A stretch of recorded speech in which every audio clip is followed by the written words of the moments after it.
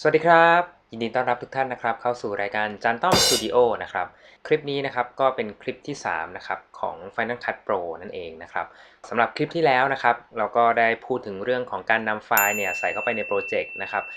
การใช้เครื่องมือการจัดการคลิปต่างๆนะครับเรื่องของเลเยอร์นะครับส่วนบทที่3เนี่ยเราก็จะเน้นไปที่การจัดการเสียงของตัวคลิปเบื้องต้นนะครับตัว helper tools นะครับก็คือเหมือนเป็น tools เพิ่มเติมที่ทำให้เราทำงานสะดวกขึ้นง่ายขึ้นนะครับเรื่องของเอฟเฟกต์นะครับการใส่ฟิลเตอร์อะไรต่างๆนะครับแล้วก็เรื่องของ transition นะครับก็คือเอฟเฟกต์อะไรต่างๆเพื่อช่วยให้การเปลี่ยนฉากอะไรต่างๆเนี่ยมันสมูทขึ้นนั่นเองนะครับคลิปนี้เนี่ยเราก็ทำการ import ตัวมีเดียซึ่งก็ยังใช้เป็นชุดเดิมกับบทแรกที่เราเรียนกันไปนะครับก็บทที่แล้วเนี่ยเราก็ทำการ import ตัวคลิปต่างๆมีเดียต่างๆเนี่ยลงมาสู่ใน workspace ของเราแล้วก็คือภายในพื้นที่การทำงานของเรานั่นเองนะครับอย่างตัวอย่างเนี่ยผมก็ทำการ import ที่เป็นภาพเคลื่อนไหวนะครับกับคลิปที่เป็นคลิปเสียงนะครับลงมาเรียบร้อยแล้วนะครับอย่างแรกนะครับเราก็มาจัดการเกี่ยวกับเสียงเบื้องต้นกับตัวคลิปก่อนจริงๆเสียงเนี่ยสามารถปรับแต่งได้ค่อนข้างเยอะนะแต่ว่าเบสิกเบื้องต้นเนี่ยก็คือเราสามารถที่จะเพิ่มลดความดังเนี่ยของเสียงเนี่ยได้จากตรงขีดตรงนี้นะจะเห็นว่าด้านบนเนี่ยก็จะเป็นคลิปส่วนตรงด้านล่างเนี่ยก็จะเป็นที่เป็นรูปคลื่นเนี่ยก็เป็นคลื่นเสียงนั่นเองนะครับยิ่งตรงนี้ขึ้นสูงก็แปลว่าเสียงของคลิปนั้นมันดังนะครับอย่างตัวอย่างเนี่ยอันนี้มันอยู่ที่-10อยู่นะครับ default จริงมันอยู่ประมาณ0เราก็สามารถที่จะคลิกค้างตรงนี้แล้วก็เลื่อนได้นะลากได้นะครับ default จะอยู่ที่0นะครับอันนี้ก็ยกตัวอย่างเดี๋ยวเสียงมันจะดังนะครับผมก็ขอปรับไว้ประมาณ-10เท่าเดิมสามารถที่จะเลื่อนตรงนี้ก็ได้หรือว่าจะเห็นว่าพอเราคลิกตรงนี้ปุ๊บเนี่ยแถบด้านบนเนี่ยที่เป็นรูปลำโพงตรงนี้เนี่ยจะมีตรงนี้ให้นะเป็นวอลลุ่มตรงนี้ให้ผมก็ใส่ไปเลย-10 enter นะครับก็จะปรับได้ค่อนข้างเท่งตรงกว่าคลิปที่เป็นเสียงก็เหมือนกันนะจะเห็นว่านี่อยู่ที่-15 dB นะครับสามารถที่จะปรับเพิ่มลดจากตรงนี้ได้นะครับอีกอันนึงก็คือเรื่องของเขาเรียกว่าเป็นเฟดอินเฟดเอาท์ของเสียงนั่นเองนะก็คือเหมือนเวลาปกติคลิปเนี่ยถ้าเราไม่มีเฟดอินเฟดเอาท์เนี่ยอยู่ดีเสียงก็จะดังโพ่งขึ้นมาเลยนะอย่างยกตัวอย่างเช่นเนี่ยนี่ยกตัวอย่างก็คือเสียงมันจะดังโพล่งขึ้นมาเลยแต่ถ้าเราทำการผมลดเสียงคลิปแรกไปก่อนทำการเฟดอินหรือว่าเฟดเอาท์ออดิโอนะครับก็ให้นำเอาเมาส์เนี่ยมาวางไว้ที่หมุดวงกลมด้านหน้าหรือว่าด้านท้ายของคลิปนะครับแล้วก็เลื่อนเพื่อปรับโดยเลื่อนซ้ายเลื่อนขวานั่นเองเอาเฉพาะคลิปนี้ทำการเฟดนะก็เป็นการเฟดอินเข้ามาเสียงก็จะค่อยๆดังขึ้นนะครับก็อาจจะแล้วแต่ชนิดของการตัดต่อชนิดของคลิปที่เราอยากจะนำเสนอละกันนะครับอันนี้ก็เป็นแค่เทคนิคเฉยๆก็ไม่มีผิดไม่มีถูกนะครับอันนี้ผมขอปรับมาที่-10เหมือนเดิมก่อนโอเคนะครับเพราะฉะนั้นอันนี้ก็คือการจัดการเกี่ยวกับตัวเสียงเบื้องต้นนะครับจริงๆเนี่ยปรับได้ค่อนข้างละเอียดกว่านี้แต่ว่าบทนี้ก็เอาแค่เริ่มต้นก่อนนะครับถัดไปเราก็จะมาดูเรียกว่าเป็นเครื่องมือเสริมนะครับคราวที่แล้วเนี่ยเป็นเครื่องมือหลักไปแล้วก็คือการตัดคลิปการทริมการโยกย้ายอะไรต่างๆการซูมคราวนี้เนี่ยก็จะเป็นเครื่องมือที่ทำให้การตัดคลิปเนี่ยง่ายขึ้นนั่นเองนะครับก็คือฝั่งขวา toolbar เดียวกันแต่ว่าอยู่ด้านฝั่งขวา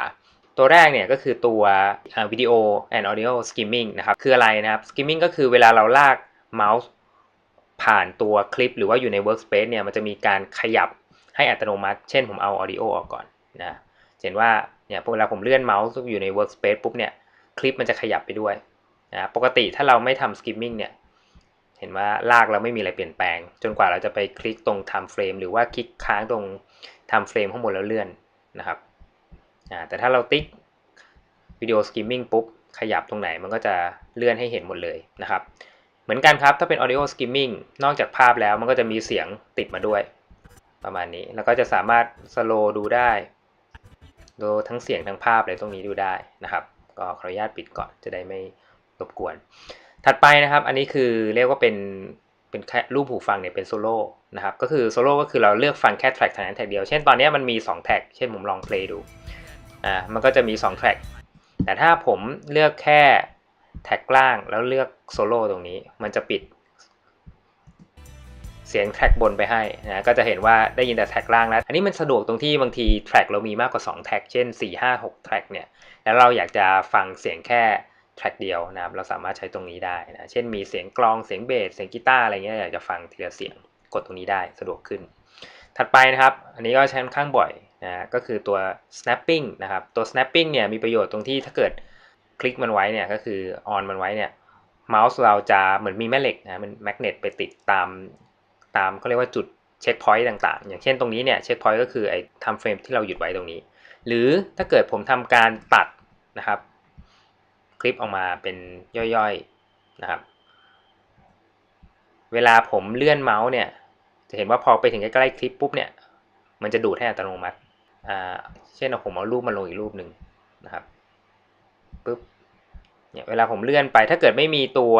snapping เนี่ยมันก็จะเลื่อนเหมือนอิสระเลยแต่ถ้ามีตัวนี้ปุ๊บเนี่ยพอมาใกล้มันจะดูดไปให้ก็สะดวกตรงที่เราอยากจะเอาตัว text เอาตัวคลิปเสียงมาลงให้มันพอดีกับจุดที่เราตัดไว้นะตรงนี้ก็จะช่วยได้นั่นเองนะครับแต่ถ้าเราต้องการความอิสระก็ติ๊กมันออกแค่นั้นเองนะครับถัดไปนะครับตัวนี้ก็จะเป็นตัว appearance ของ workspace ที่เป็นตัวคลิปของเราตรงนี้สามารถเลือกได้เช่นอยากจะดูคลิปเสียงอย่างเดียวนะครับมันก็จะเอาพรีวิวที่เป็น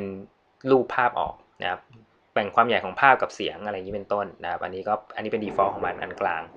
นะครับแล้วก็อันนี้วิดีโอจะใหญ่หน่อยเสียงจะน้อยหน่อยสุดท้ายก็คือจะดูแค่วิดีโออย่างเดียวนะอันนี้ก็อยู่ที่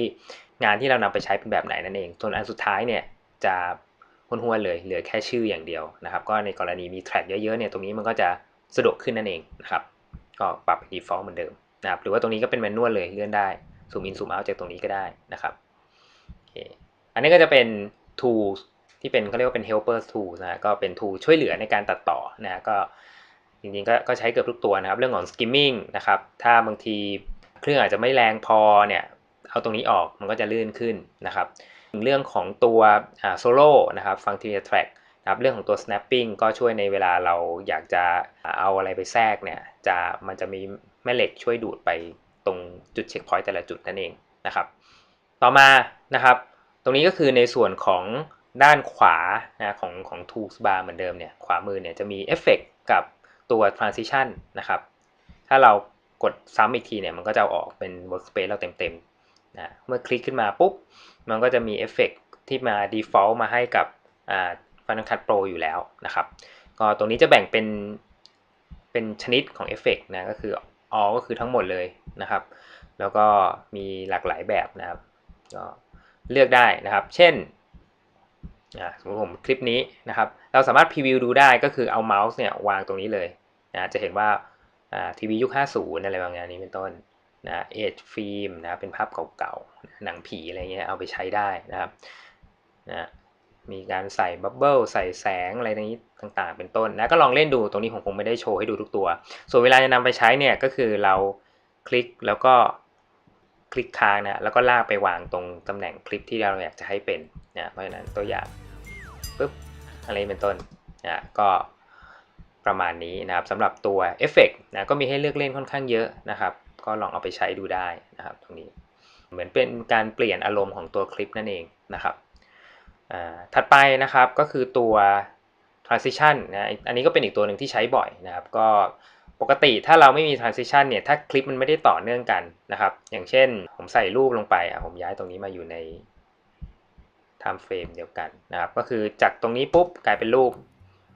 มันก็จะห้วนๆไปเลยนะก็คือปรับตัดเหมือนตัดภาพไปเลยแต่ก็มีบางครั้งที่เราจะต้องใช้อย่างนี้แต่ถ้าเป็น transition เนี่ยก็จะช่วยให้การตัดภาพไปเนี่ยลื่นยิ่งขึ้นนะอันนี้อย่างที่ใช้บ่อยๆก็คือการซ้อนภาพนั่นเองนะอย่างช้าๆอย่างนี้ก็คือจากภาพขาวดำมาเป็นรูปนะครับก็จะมีการเฟดออกไปนะเราจะเห็นว่ามันดูสมูทขึ้นนั่นเองนะครับก็ต้องบอกว่า transition เนี่ยก็มีค่อนข้างเยอะนะจากคลิปที่ผมใช้เนี่ยก็จะเห็นว่ามีการใช้หลากหลายรูปแบบนะนี่ก็ลองเล่นกันดูมีค่อนข้างเยอะทริคอันนึงของ transition เนี่ยก็คือเราสามารถที่จะใช้ trim ได้เช่นเราบอกว่าอยากจะให้เวลา transition เนี่ยมันยืดหน่อยนะครับสามารถที่จะลากเข้าลากออกได้เนี่ยมันก็จะช้าเปลี่ยนช้าลงนะครับปึ๊บค่อยๆเลื่อนอะไรอย่างนี้เป็นต้นแต่ถ้าเราบอกว่าอยากให้มัน